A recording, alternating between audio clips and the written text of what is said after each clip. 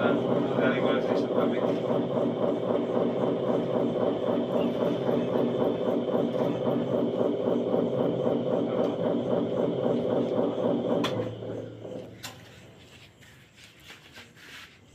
Sasahuran mo na lang dito para hindi masyadong makalat. Ito yung pasad ko. Tapos yan, ang yan. tubig naman, diretso na sa drainage. Ito yun. Ito yung balahibo niya, ipon dito. Ay, drainage siya to.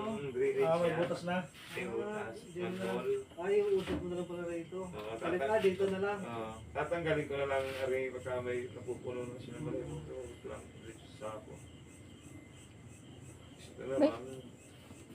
Abot ng bubong dyan, sir? Hindi maaanggihan? Ha? Hindi maaanggihan? Hindi naman. Saka ito yung bubong ito, maglalagay na ako sakali naman mababasa, mag-extension ako ng bubong na yan. Lalagyan ko na yan. Sadyang itong rubber na ganito ang ginagamit? Opo. Ay, pag naglagay kayo niyan dyan, may naputol dito ang palusot. Oo. Palusot mo na lang dito. Ganun yan mo lang. Pag palabas ka lang, putol lang pala. O putol na yun, puputulin mo na lang dito. Ang importante naman yan, ito talaga hindi dapat mo matanggalan eh. Kasi nandiyan yung galaro ang mga manok eh.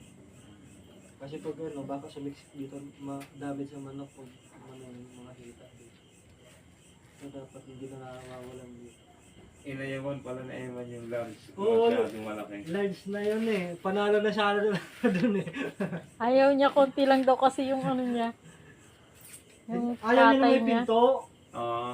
Kasi yung ano, hindi nagkaintindihan sa yung asawa ng kapatid nito. Hindi nagkaintindihan. Ay,